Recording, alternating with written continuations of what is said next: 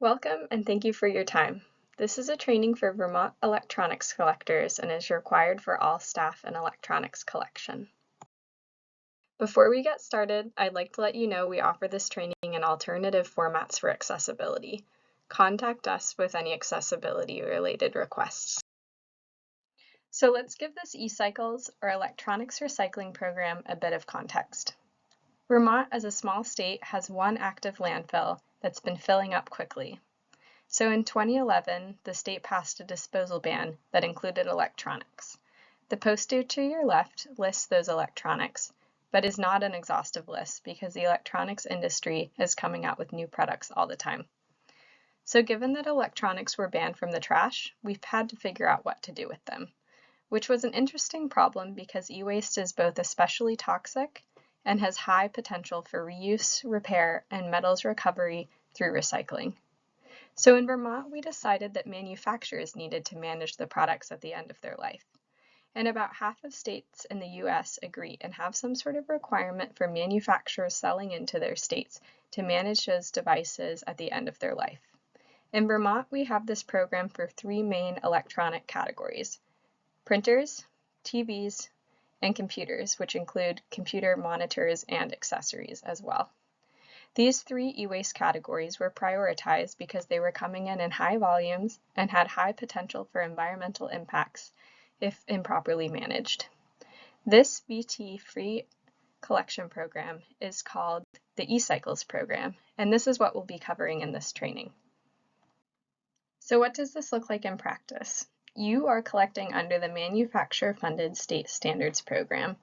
This is E-Cycles.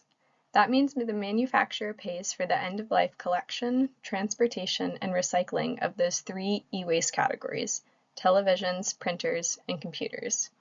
Because only those items are covered, you must keep them separate from other non-covered electronics you might be collecting.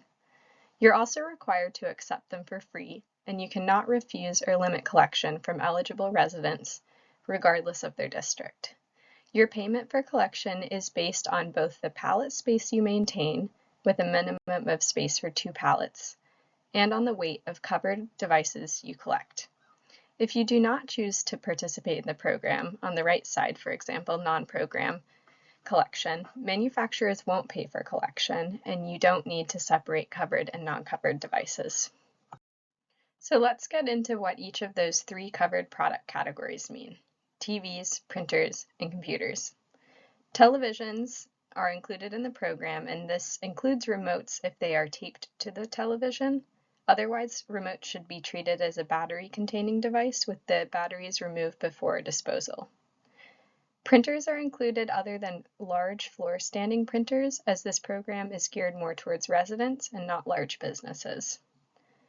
Computers include both laptops and tablets, as well as monitors and computer peripherals or accessories, which are defined as devices that either by cord or Bluetooth connect to a computer and cannot function without that computer. If you're ever unsure whether a product is covered, please reach out to the E-Cycles program for a product determination. So that was what is covered. Now let's get into who's covered. An important rule of thumb is if someone brings in 7 devices or fewer, you can assume they're a covered entity and accept them with no questions asked. If they're bringing in more than 7 devices, you need to determine whether they're a covered or non-covered entity. Covered entities are households, 501c3 nonprofits, businesses that are small with 10 or fewer employees, and school districts. So long as they're coming from Vermont, it doesn't matter where these devices are from, you must accept them with no restrictions on that location in Vermont. You can also not turn away devices over 7 so long as you have capacity to accept them, and they are TVs, computers, computer accessories, monitors, or printers. For those 3 main product categories, if they're a non-covered entity, you can choose to charge for them. So for example, a large business with more than 10 employees, you can choose to collect those or not, and if you are collecting, you can choose to charge for them. All right, so what does collection look like in practice? First, you need to separate covered and non-covered electronics, as we discussed.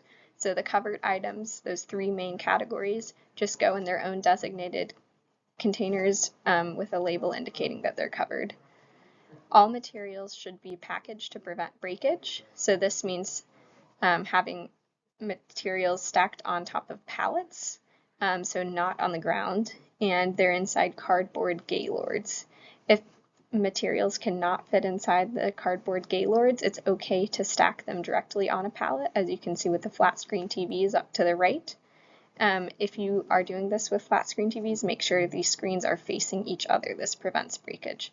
If breakage does occur, you need to clean it up immediately, and this broken material should be put in a separate box or a bag with a clear label that notes that it's broken electronics. It cannot be put in the trash at this point. It needs to be sent still for recycling.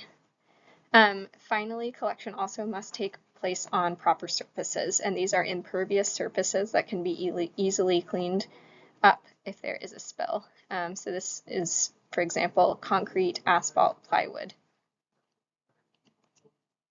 This is an example of improper collection, and this is because there is a balancing electronic that might fall at any moment. One other note is it's okay to stack pallets as long as you're doing so safely and securely.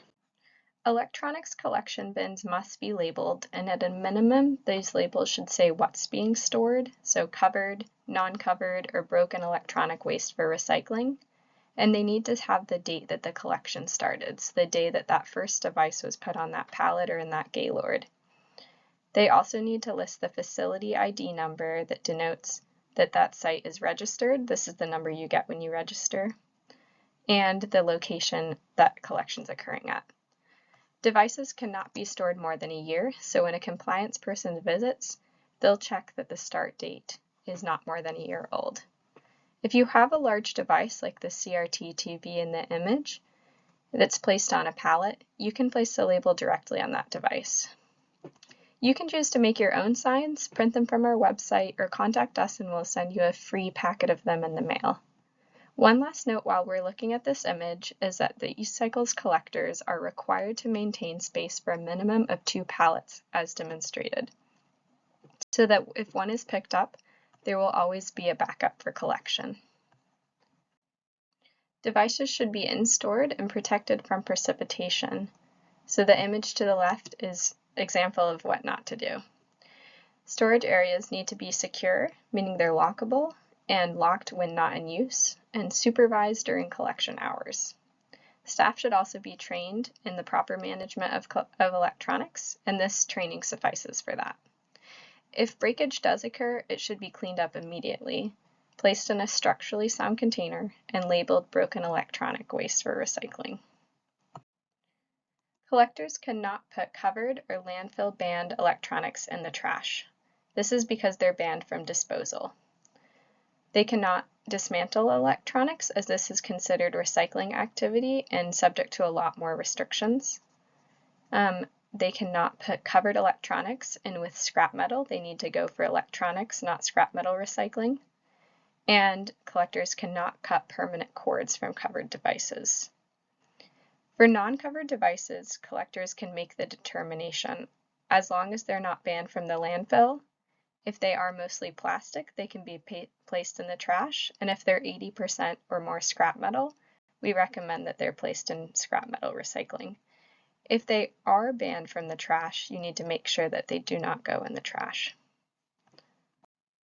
There are also some signage requirements for your collection location for the public. The 2 posters to the left are mandatory, and one indicates your collection site and what you accept and from who.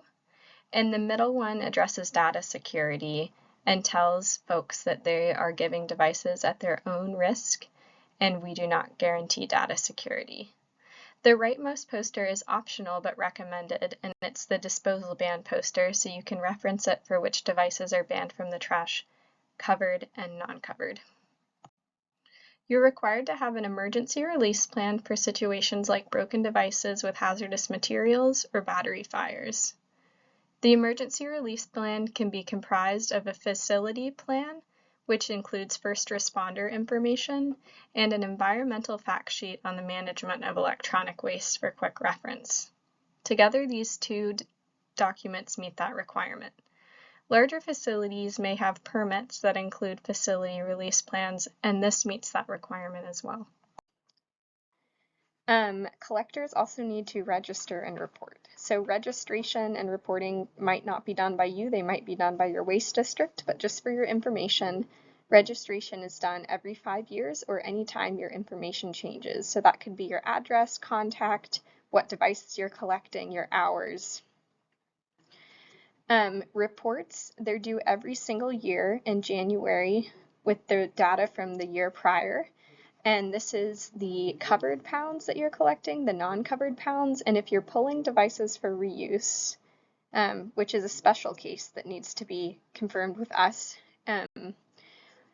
you need to report the pounds that you collect for reuse. This might not apply for most of you, but in the event that you're holding a collection event, you need to register that each individual event in advance of the event taking place. Devices collected during the event must be moved off-site within 48 hours with a registered transporter, and events cannot replace permanent collection sites as far as meeting county requirements for the number of collection sites per county. So, all the materials from this training are available on our website, ecycles.vt.gov. Of a special interest to you might be our electronics drop-off locations locator, so you can find your information as well as many other collectors there, and the resources for collectors tab.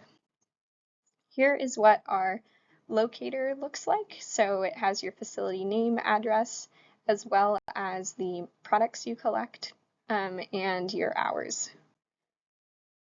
And as far as your resources, we have all the links and tutorials for registration and reporting, and links and tutorials for your mandatory materials, so your signage and posters, your emergency release plan, and trainings such as this one.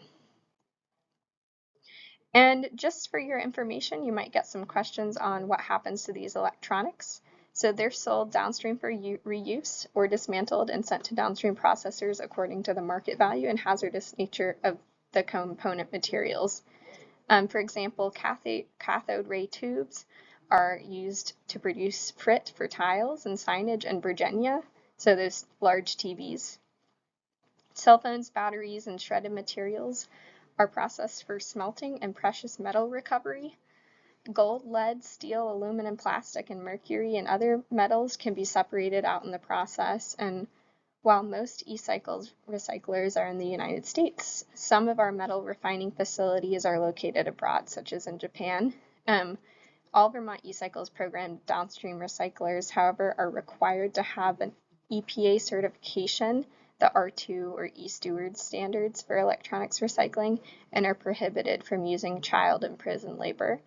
And they're also required to wipe or destroy any collected hard drives.